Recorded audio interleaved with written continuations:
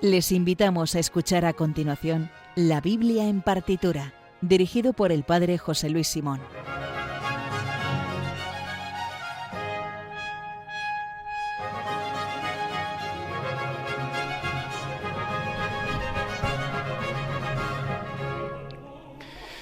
Pues efectivamente, desde Radio María España estamos ya comenzando este programa de la Biblia en partitura. Bueno, normalmente el criterio que tenemos para seleccionar las obras, que siempre son obras de música clásica, normalmente desde el Renacimiento pues hasta comienzos del siglo XX, que contengan o que estén inspiradas o escritas a partir de textos bíblicos, normalmente el criterio es pues obras que tengan que ver con el momento litúrgico o alguna fiesta religiosa, o si no criterios litúrgicos, en fin, los salmos de vísperas o escuchar una obra entera como puede ser un oratorio.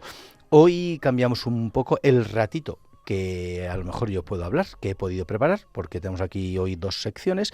Hoy el criterio no es esto, hoy el criterio es escuchar obras de un autor importante y que no está como muy habitualmente, no es muy programado aquí, aunque es desde el punto de vista musical es importantísimo, los más importantes, pero aquí es verdad que le programamos poco.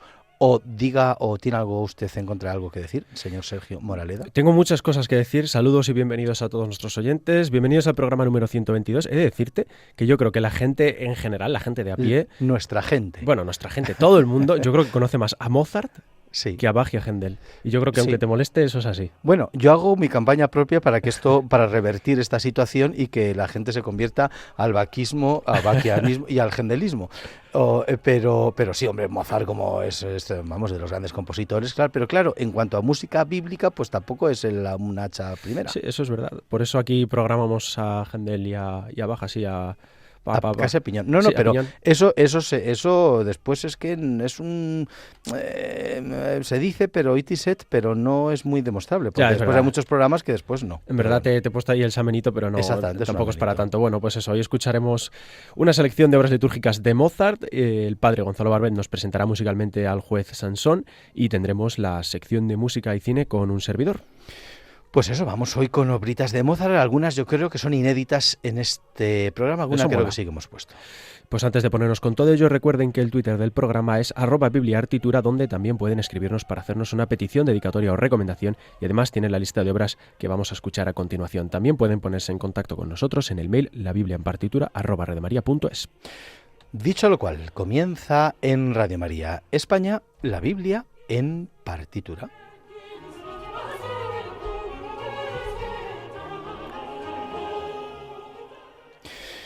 Y bueno, pues sí, es verdad que Mozart, en fin, de estos listas que hacen, ¿cuáles son los compositores más importantes o etcétera, no sé qué? Todo el mundo sabemos que era un genio, etcétera, etcétera. Bueno, sin duda que es uno de los grandísimos, pero es verdad que en este periodo del clasicismo, que por cierto es el periodo del que menos música escuchamos, porque yo creo que, es verdad que el grueso de la música sacra, sea bíblica o no, en fin, litúrgica, sacra, religiosa, el grueso está compuesto en el barroco y en el Renacimiento, donde escuchamos muchísimas obras. Es verdad que el clasicismo primero es más breve y después los compositores pues se centraron más en música o de cámara, música sinfónica, sinfonías, las obras pues para una agrupación de cámara, cuartetos, quintetos, y entonces no hay tanta música, ¿no? Después en el romanticismo hay un poquito más, pero es verdad que el clasicismo no hay como ni muchísimos compositores. Yo creo que es el estilo musical temporalmente más breve, el que menos años comprende, y eso hace que grandes como Mozart, pues es verdad, o sea, los grandes, podríamos poner a Mozart, desde luego Haydn, desde luego, y luego Beethoven, aunque ya Beethoven es el que hace la transición, en fin, estas generalidades, ¿no?, con el romanticismo musical. Bueno, el caso es que de Mozart sí que tiene algunas obras, pero le programamos muy poquito. Vamos a recordar, en primer lugar, algo para ubicar a este de los grandes de la música clásica. Pues Mozart, llamado Wolfgang Amadeus, que a todo el mundo algo le sonará, nació en Salzburgo, en Austria, y murió en Viena en 1791.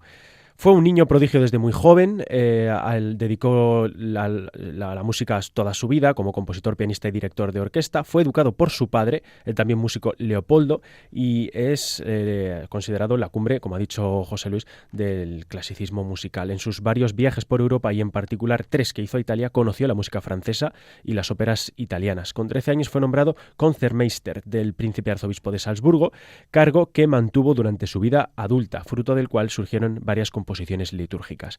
Su azarosa vida personal y financiera transcurrió entre sus trabajos para la corte y sus viajes donde componía y estrenaba sus obras hasta que murió con solo 35 años. Entre sus más de 700 obras, donde destacan las 41 sinfonías y sus óperas, hay 62 obras sacras entre misas, letanías y obras menores. La más difícil de catalogar es su obra David Penitente, que si bien parafrasea gran cantidad de versículos de los Salmos, es una obra propiamente masónica.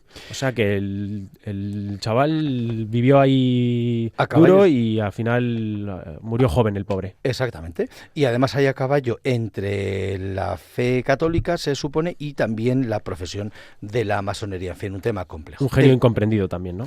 Como casi todos los genios. Sí, ¿verdad? Y raros. Están un poco chalados, estridencias y con contradicciones internas. Sí. Bueno, pues vamos a escuchar 4 pequeñas obritas. La primera que vamos a escuchar, bueno, obritas comparado con las grandes sinfonías, quiero decir, obritas litúrgicas.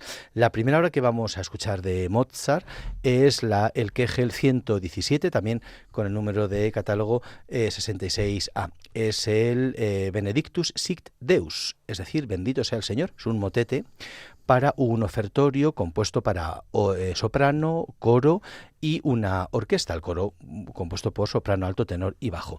Dura unos 7 minutos y fue compuesto en 1769. Realmente no se compuso para interpretarse en una fiesta litúrgica determinada y el texto en realidad lo forman 3 textos bíblicos unidos por el tema de la alabanza a Dios, el culto. El esquema de los 3 movimientos sería: comienza el coro en un allegro cantando el capítulo 12 de Tobías, el versículo número 6, que dice: alabad a Dios y dadle gracias ante todos los vivientes por los beneficios que os ha concedido. Así todos cantarán y alabarán su nombre. Proclamad a todo el mundo las gloriosas acciones de Dios y no descuidéis darle gracias. Continúa un aria en un andante que canta los versículos 13 y el comienzo del 14 del Salmo 66-65, que dice: entraré en tu casa con víctimas para cumplirte mis votos, los que pronunciaron mis labios. Y acaba el coro en un alegro cantando la segunda parte del primer versículo y segundo del Salmo, de nuevo el Salmo 66, como la parte anterior del aria. Aclamad al Señor tierra entera, tocad en honor de su nombre, cantad himnos a su gloria. Bueno, pues esto es lo que vamos a escuchar, el Benedictus Sic Deus de Wolfgang Amadeus Mozart.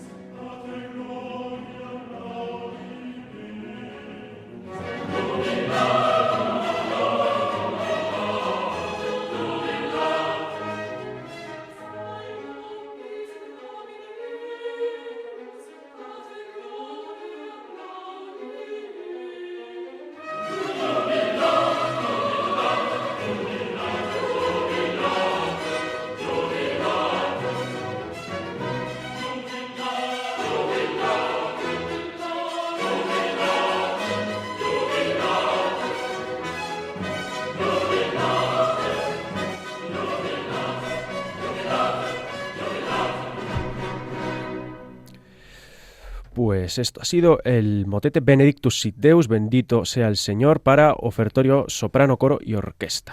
Es como muy Mozart, ¿no? Es verdad que la música religiosa y del clasicismo es verdad que es tan distinta a la como el concepto de que tenemos de música sacra, en fin, no ha permeado como las obras del clasicismo. Y bueno, sí suenan así como un poco distintas, muy un poco distintas, suena muy Mozart, bueno, pero muy bien. Bueno, muy bien. ¿Hacemos sección de cine? ¿Ya te has cansado de Mozart? No, pero es que seguro que traes una cosa interesante de la sección de cine. Yo siempre, pues venga, vamos allá.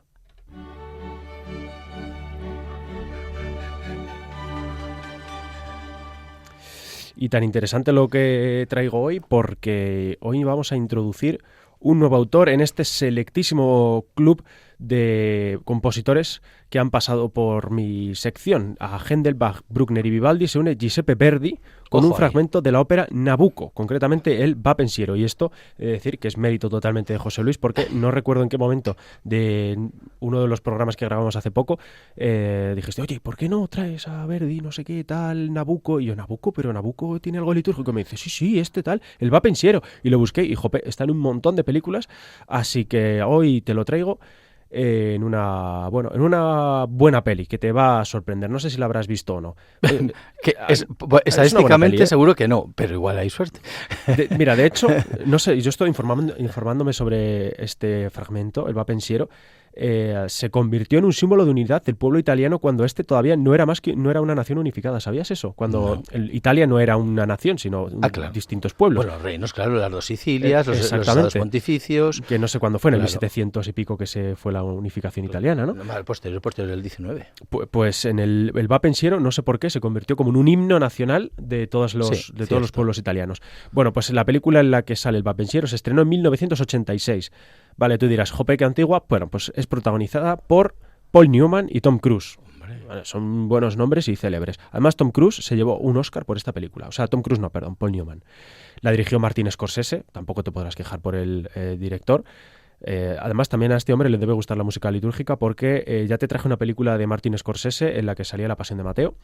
Y bueno, una última pista en esta peli que te traigo hoy es una precuela de otra peli con la misma temática llamada El Buscavidas. Si la has visto, debes saber cuál es esta. ¿No la has visto? Bien. No hay día.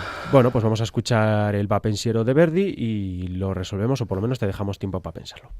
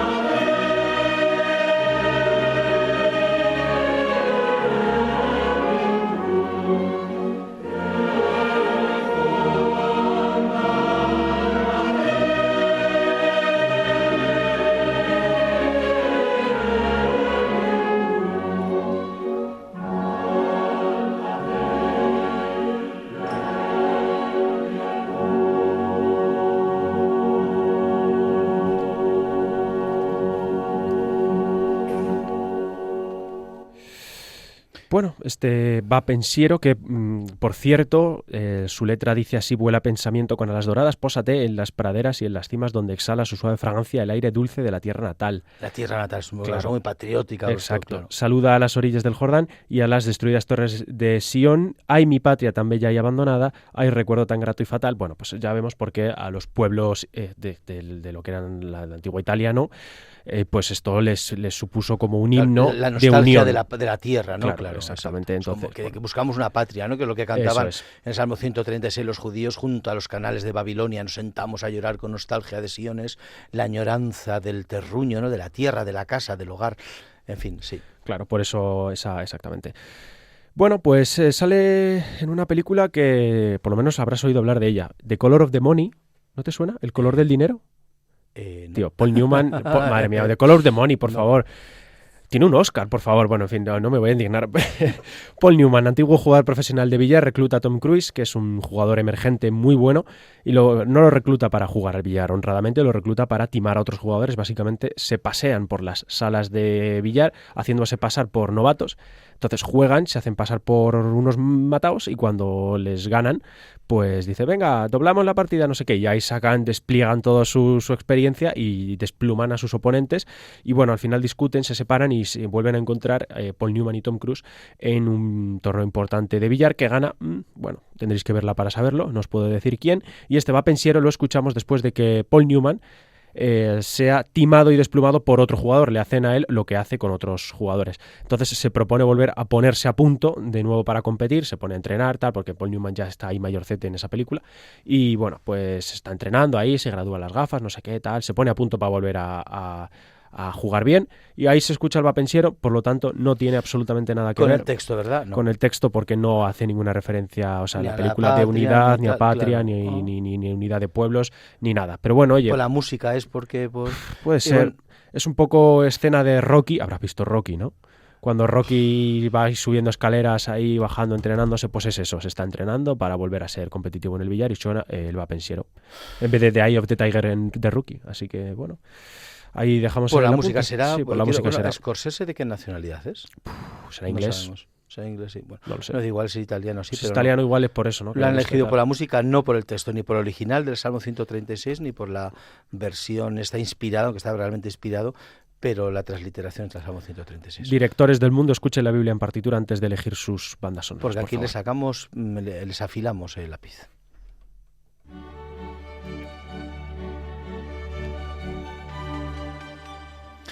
Bueno, seguimos con el programa, que recuerdo que hoy en la Biblia en partitura íbamos a escuchar algunas obras así llamadas comúnmente menores, litúrgicas, del señor Wolfgang Amadeus Mozart. Y vamos a escuchar la segunda, que es un ofertorio, como el que hemos escuchado antes, compuesto para orquesta y en este caso 2 coros, es decir, doblan los sopranos, altos, tenores y bajos. Es el ofertorio Venite Populi, es decir, venid pueblos, y el texto está tomado del libro del Deuteronomio, capítulo 4, versículo 7. El texto dice: porque ¿dónde hay una nación? Seguimos con la nación, como en la sección de Sergio. ¿Dónde hay una nación tan grande que tenga unos dioses tan cercanos como el Señor, nuestro Dios, siempre que lo invocamos? Bueno, pues este ofertorio de Mozart fue escrito y publicado y interpretado por primera vez en Salzburgo en 1767. Realmente el texto es un himno medieval de la liturgia del Corpus, que se inspira en esta y cita varias veces este versículo del Deuteronomio. Musicalmente destacan los contrapuntos, que son realzados por el hecho de, o sea, son realzados porque, o para eso precisamente es por lo que está escrito para 2 coros. Bueno, pues vamos a escuchar esta obra de Mozart, Venite Populi.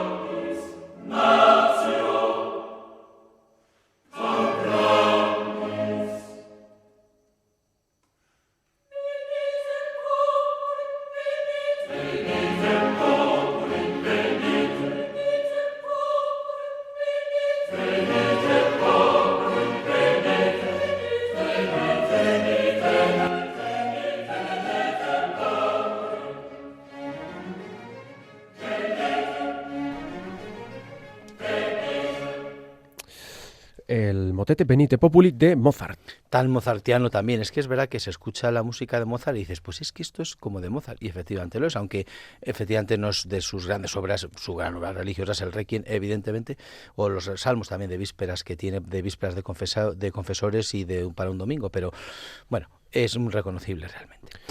Y damos paso al padre Gonzalo Barbet, a ver qué nos cuenta hoy para cerrar su ciclo de jueces. Exactamente, a ver qué nos cuenta.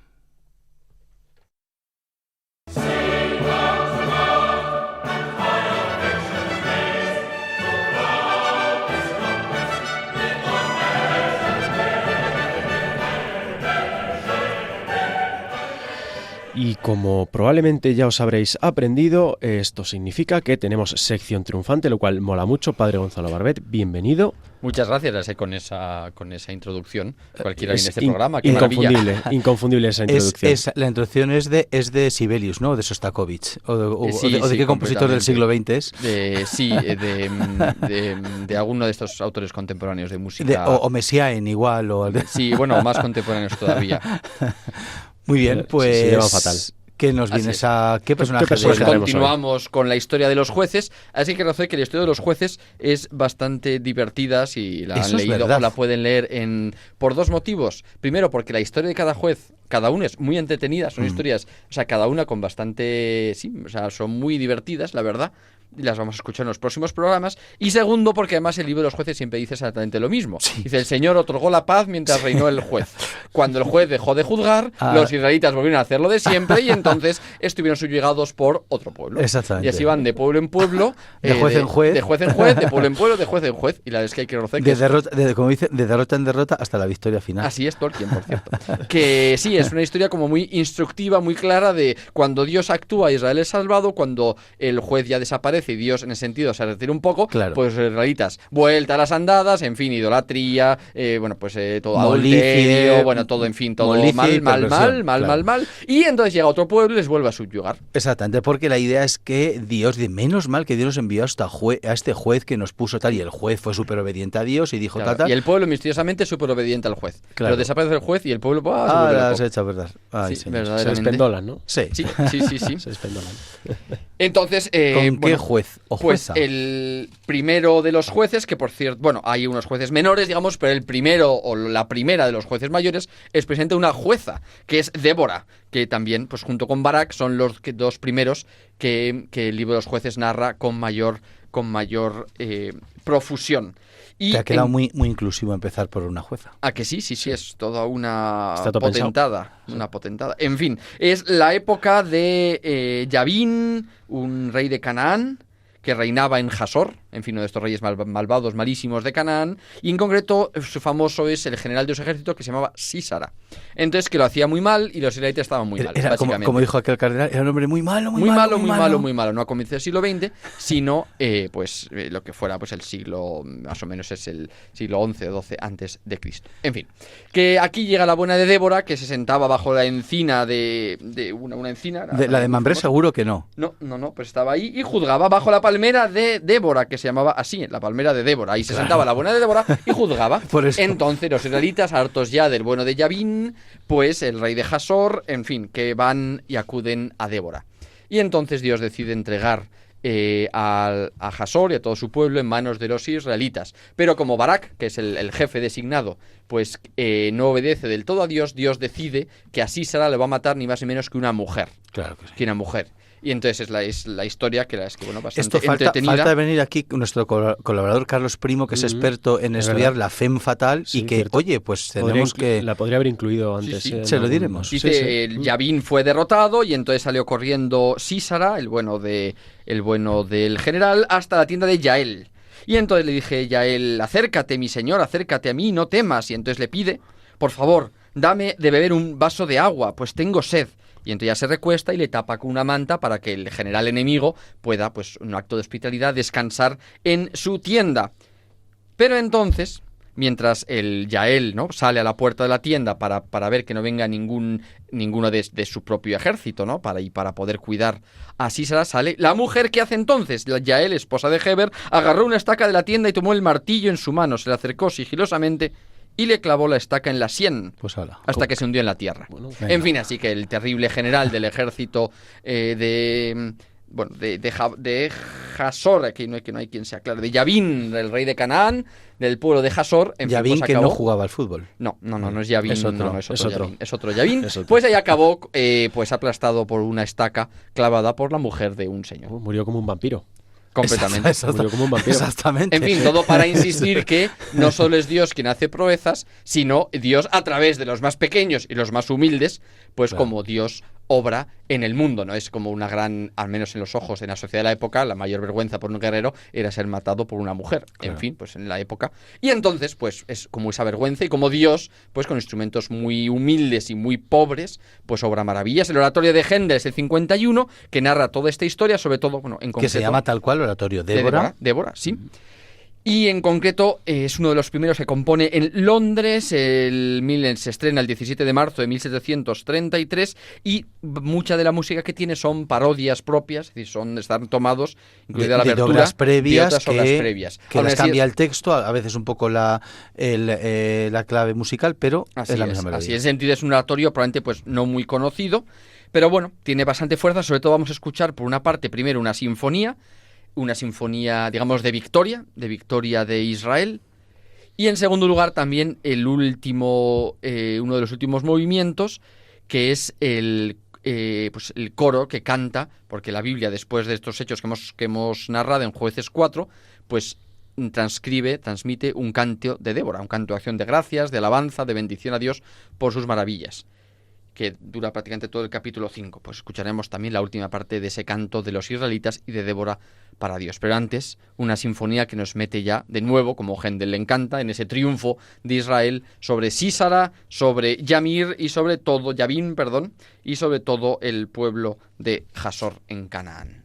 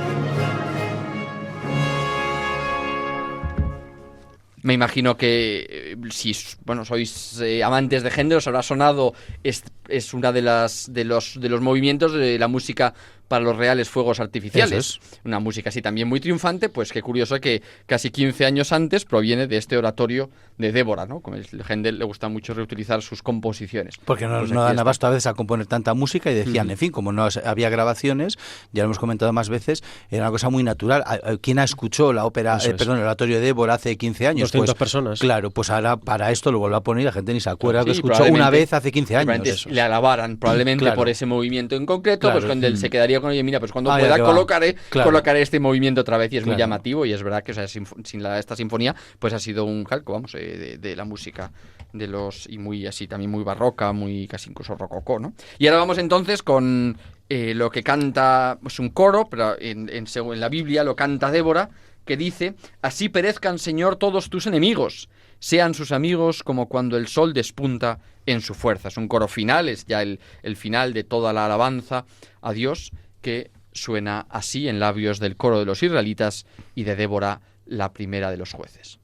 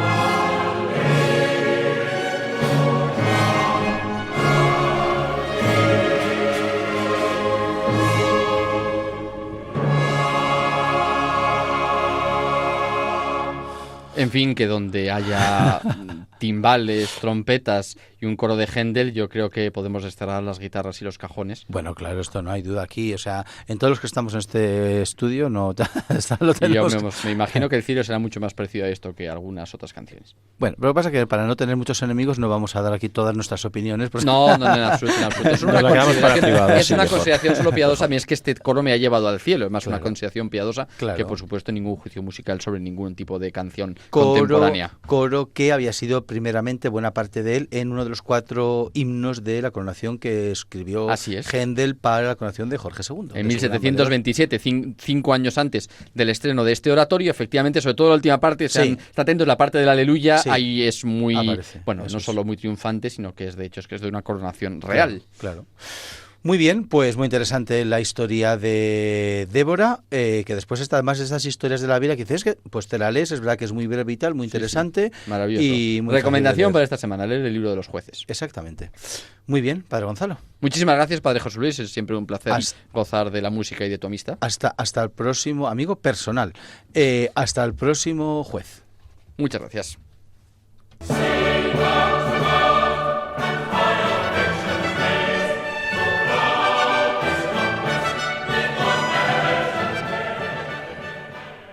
Bueno, pues muchas gracias, Padre Gonzalo. Con esto damos por terminado el ciclo de jueces. Iba a decir jueves, madre mía, no sé ni en qué día vivo. Y continuamos con el programa. Sí, vamos para acabar a escuchar una brevísima obra de 1 minuto de Mozart, una obra litúrgica pequeñita, el Quarite Primum, es decir, buscad primero. Cita el texto de buscad sobre todo el reino de Dios y su justicia y todo se os dará por añadidura, que es el versículo número 33 del capítulo número 6 del Evangelio de Mateo. Y entonces este texto es el que da, el texto de esta antífona a 4 voces que un Mozart adolescente compuso en 1770.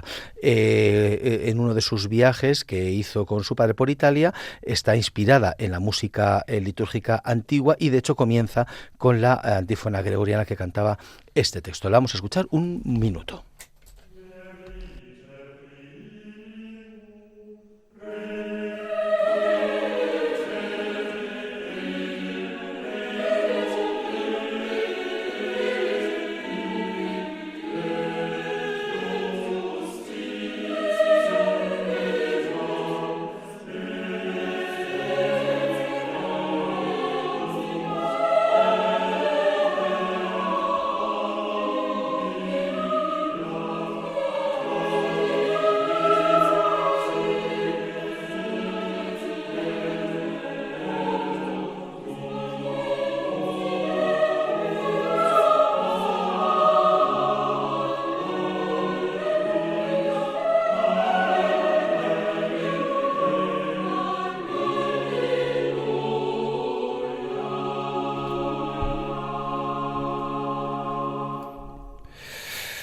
La antífona Quarite Primum de Mozart.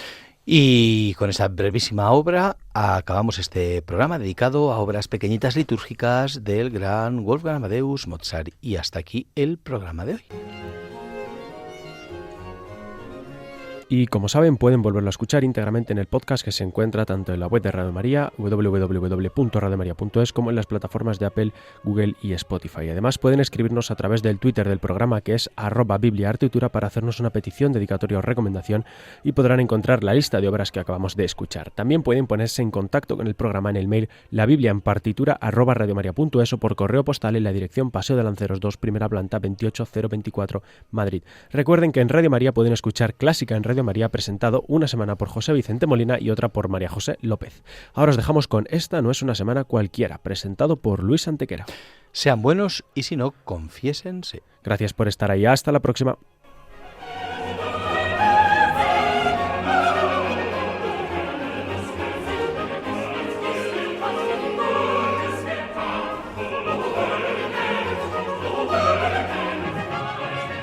Han escuchado en Radio María La Biblia en partitura, dirigido por el Padre José Luis Simón.